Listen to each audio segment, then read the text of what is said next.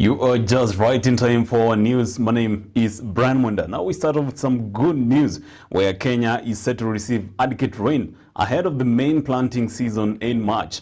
The Kenya Meteorological Department says that the March, April, May long rain seasons, which is forecast to start in the third and fourth week of next month, will be adequate for the entire planting season.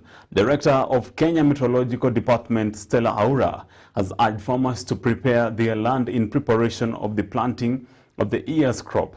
She adds that there will be enforced rainfall over the highlands west of the Rift Valley, Lake Victoria Basin, Central and South Rift Valley, and the Northwest, the highlands east and the highlands east of the Rift Valley, including Nairobi County and the southeastern lowlands. She also noted that the near average rainfall is expected to over the northeastern and the coastal regions in the years-long rain seasonal forecast.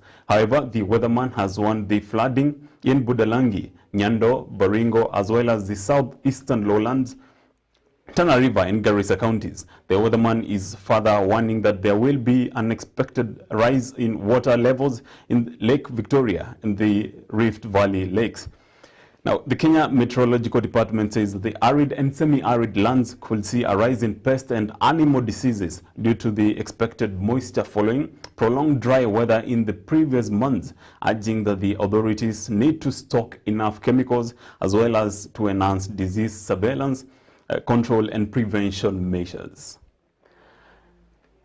Now on to some more news about animal feeds and animal produce. Now, embrace for higher animal feeds and higher animal fees and animal produce fees. These follows a proposal by the Ministry of Agriculture to triple permit fees for import and export.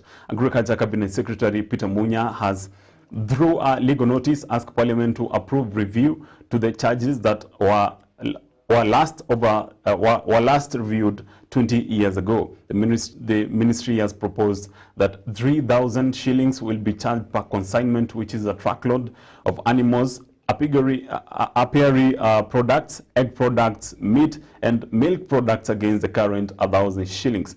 Munya says adjusting the charges will improve the effectiveness and efficiency of delivery of veterinary services with the resultant improvement of livestock and livelihood and poverty.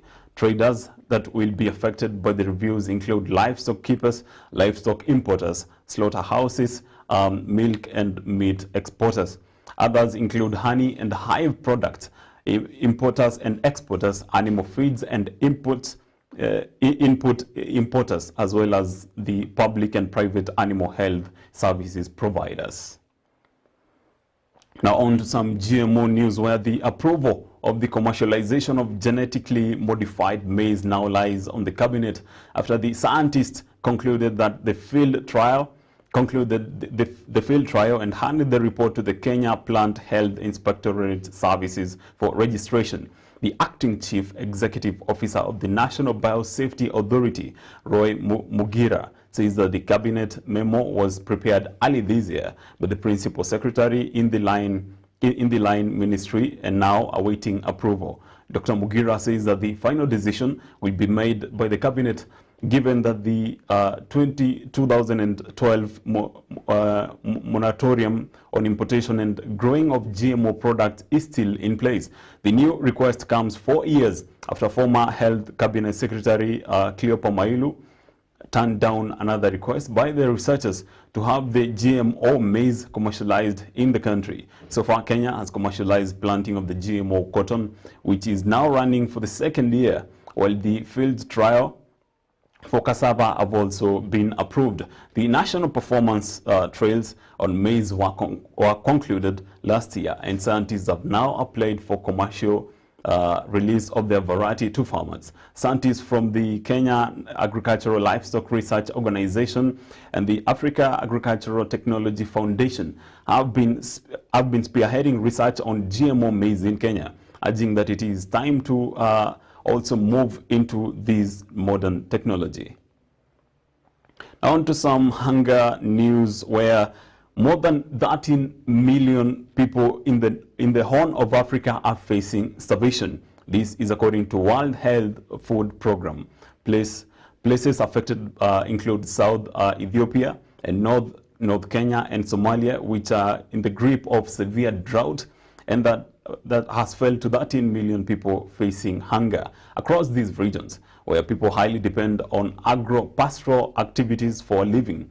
3 rainy seasons since the end of 2020 have been marked by low rainfall, exacerbated by a locust invasion and devastated crops in between 2019 and 2021.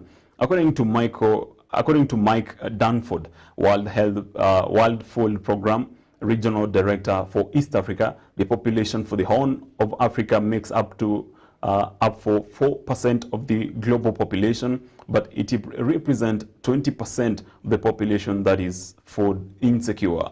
According to the UN agency, 5.7 million people need food aid in southern and southeastern Ethiopia, including half of the population that is malnourished children and mothers.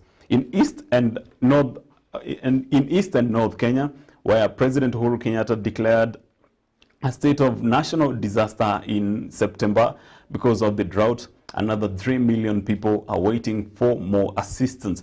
In Somalia, the number has been classified as severe hunger, which has risen from 4.3 million people to 4.6 million people by May if urgent action is not taken.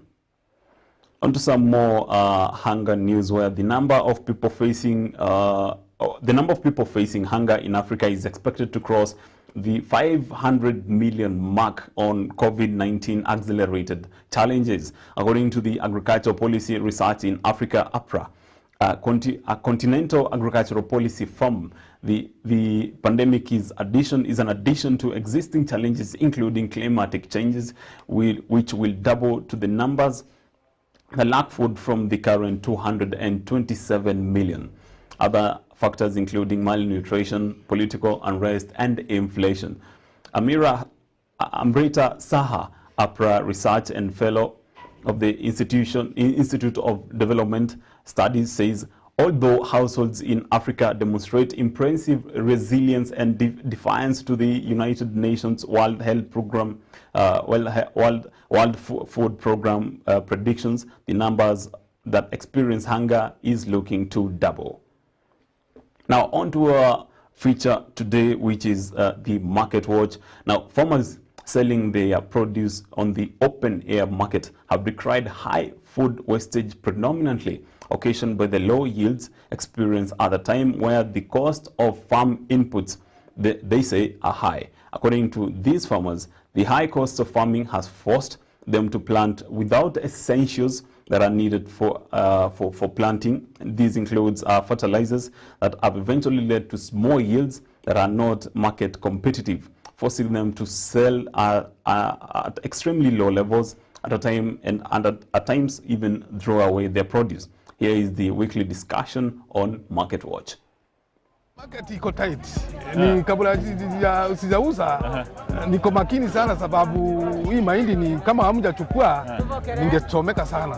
Umesema shida yenye wakulima wako nayo sasa hii season ikikuja ni gani? Ile shida tuko nayo sisi, tuko na shida ya fertilizer.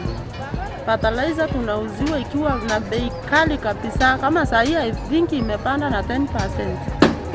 Na kwanza kama hii season tumepanda bila fertilizer. Juu ya ulikuwa ile bei uliacha ya last season, ukikuja kwa hii season unakuta imeshapanda na una pesa.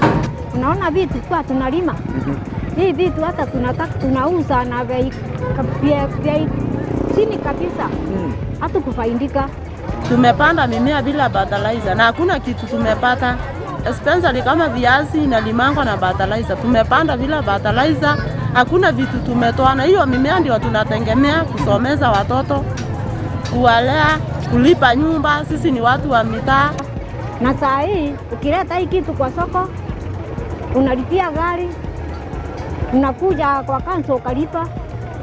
Alafu ukuja ununulie hiyo kitu na pesa ile iwezekane kabisa, sisi hawezi tutaindika. Hii mimea yenye mlipanda la season bila fertilizer inafanya aje sasa? Hakuna kitu. Njoo tumezoea kulima na fertilizer. Fertilizer serikali imepandisha, tutafanya nini na una pesa? Watoto wanakuangalia, ndio wao wamefukuzwa shule, wako kwa nyumba saa hii. Na mimea ndio tulikuwa tunatarajia tukivuna tuuze turudishe watoto shule. Wewe ni mkulima Shosh? Ndio. Mimi ni mkulima. Unaona ukipanda? Nitapanda, lakini fertilizer nitatoa wapi na inapanda? Hii season vitu zimeanza kutoka kwa nini? Kwa shamba zimeanza kukuja.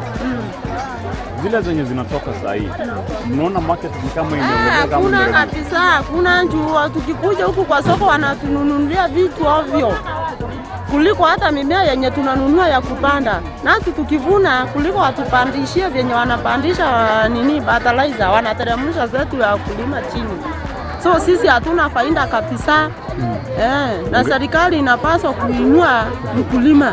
Njoo akituinua, tuseme for example nimevuna gunia 10, anipandishie bei. Hiyo mimea itanisaidia, hiyo gunia ya mahindi itanisaidia. Lakini sasa kama unanunua na 6 shillings ama shilingi 5 per kilo, hiyo itanisaidia.